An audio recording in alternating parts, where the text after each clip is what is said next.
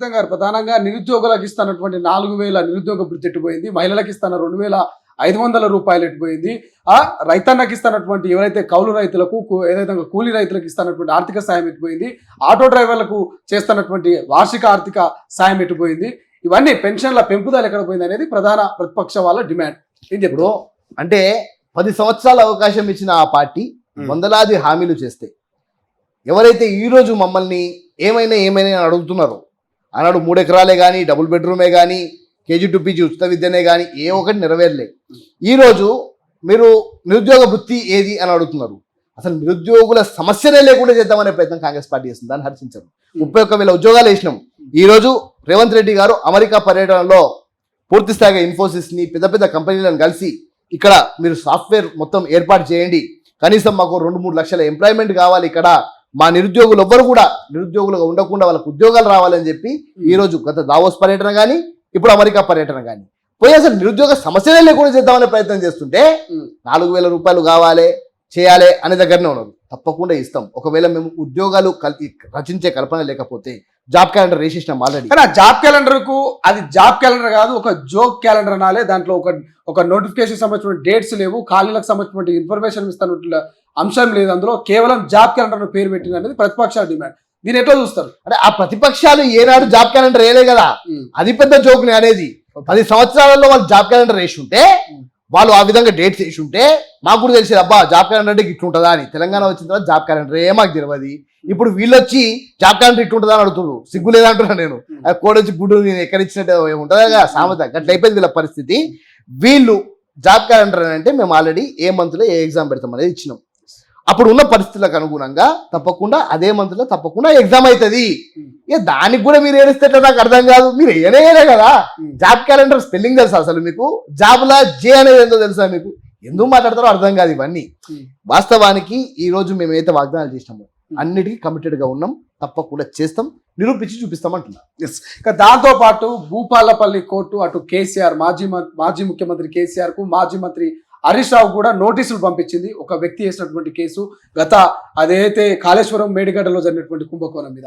So ఈసారి ఈ notice కన్నా కోర్టులో హాజరయ్యే అవకాశం ఉంటుంటారా? కేసీఆర్ గారు కావచ్చు, హరీష్ రావు గారు కావచ్చు. వాళ్ళకు ఆనాడు కానీ ఈనాడు కానీ కోర్టు అంటే గౌరవం లేదు.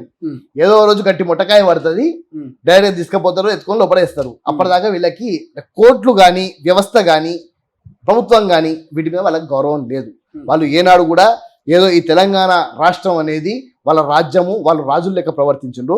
గతంలో మనం ఈ పవర్ ఇష్యూ కూడా చూసుకొని ఆ కమిషన్ కూడా పిలిస్తే మేము రాము అని చెప్పి మొహం మీద చెప్పినారు. ఇప్పుడు దీనికి కూడా వీళ్ళు పోతారని నేను అనుకోవట్లేదు. కానీ తప్పకుండా చట్టం తన పని తాను చేసుకుంటూ పోతుంది. ఎవరైతే కోర్టుని ధిక్కరిస్తారో, ఎవరైతే అధికారాన్ని ధిక్కరిస్తారో, ఎవరైతే ఈ వ్యవస్థను ధిక్కరిస్తారో వాళ్ళకు ప్రజలే బుద్ధి చెప్పిండ్రు. ఇప్పుడు ప్రభుత్వం కూడా బుద్ధి చెప్తారు. ఎస్, ఫైనల్ గా ఒక మాట. గతంలో పిసిసి అధ్యక్షుడిగా ఉన్నటువంటి రేవంత్ రెడ్డి గారు, ప్రస్తుత ముఖ్యమంత్రి రేవంత్ రెడ్డి గారు అసెంబ్లీ ఎన్నికల్లో భాగంగా చెంచల్గూడ జైల్లో డబుల్ బెడ్రూమ్లు కట్టిస్తున్నాము కేసీఆర్, కేటీఆర్, హరీష్ రావుకు. అప్పటి ఆ ప్రభుత్వ పాలనలో అన్యాయాన్ని, అక్రమాలను, అవినీతిని ఖచ్చితంగా కక్కిస్తామని అన్నారు. సో ఈ అంశం ఎక్కడి దాకా వచ్చింది? ఎక్కడ డబుల్ బెడ్రూమ్ రెడీ అవుతా ఉన్నదా? ఇప్పుడు ఆల్రెడీ తిహార్లా ఒకరు ఉన్నారు. ఇప్పుడు వీళ్ళందరూ అరెస్ట్ చేయాలంటే చెంచల్గూడ జైలు సరిపోవట్లే. మొన్ననే సర్వే చేయించినట్టున్నాము, పెద్దగా ఉంది. కానీ ఈ టిఆర్ఎస్ పార్టీ నాయకులు ఎంతమంది అక్రమం చేసిందంటే, ఇప్పుడు సుమారు సిటీ అవుట్స్కట్స్ లో 1000 ఎకరాలలో జైలు కడితే తప్ప ఆ జైలు సరిపోదు వీళ్ళకి. అంత పెద్ద జైలు అవసరం ఉంది వీళ్ళకి అంటున్నా. అంటే మొత్తం వీళ్ళ ఎంతమంది అక్రమాలు చేసి అందరినీ వేస్తే, అధికారుల దగ్గర నుంచి మొదలు పెడితే కేసీఆర్, వాళ్ళ పార్టీ సభ్యులు, వార్డు మెంబర్ దగ్గర నుంచి మొదలు పెడితే ప్రతి ఒక్కరు కోట్ల రూపాయలు అనుకున్నారు. ఎవరెవరు ఏమేమి చేసినంత లెక్క తీస్తున్నాం. ఆల్రెడీ ఎన్నో ఎంక్వైరీస్ నడుస్తున్నాయి. పవర్ పర్చేస్ అగ్రిమెంట్ దాని మీద ఎంక్వైరీ నడుస్తుంది, కాళేశ్వరం మీద ఎంక్వైరీ నడుస్తుంది. ఈ ఎంక్వైరీలో భాగంగా అందరినీ తప్పకుండా వాళ్ళకి చాలా బ్యూటిఫుల్ గా ప్రశాంతంగా ఉండే ప్లేస్ కి పంపిస్తాం. ఎక్కడ థ్రెట్ లేని ప్లేస్ కి పంపిస్తాం. ఆ ప్లేసే జైలు. తొందరలోనే ఉంది వీళ్ళందరికీ ఉసలు లెక్క పెట్టే టైం. ఎస్, ఫైనల్ గా ఒక మాట. గత ప్రభుత్వంలో అధికారంలో ఎమ్మెల్యేలుగా, మంత్రులుగా ఉన్నటువంటి కొంతమంది నాయకులు మీ పార్టీలో చేరు.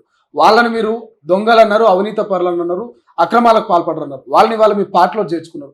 వాళ్ళతో మీ మనుగడ ఎట్లా ఉంది? వాళ్ళు మీరు కలిసి పనిచేస్తా ఉన్నారా? వాళ్ళని మీ పార్టీలో చేర్చుకోవడం వెనక రహస్యం ఏంటి? వాస్తవానికి వాళ్ళు అక్కడ ఉన్నప్పుడు వాళ్ళకి అక్కడ స్వేచ్ఛ లేకుండే. కాంగ్రెస్ పార్టీలో అంతర్గత స్వేచ్ఛ, అంతర్గత ప్రజాస్వామ్యం చాలా ఉంటుంది. ఆ ప్రజాస్వామ్యాన్ని గమనించేసి, అమ్మో మేము ఈ దొరపాలనలో అస్సలు ఉండలేము, ఈ దొర దగ్గర అసలే ఉండలేము, ఇక్కడ కనీసం వచ్చిన మావులతో మాకు లొల్లవుతుంది, కాంగ్రెస్ పార్టీలతోనే మాకు లొల్లి అవుతుంది, కానీ వాళ్ళందరూ మళ్ళీ మా వాళ్ళే.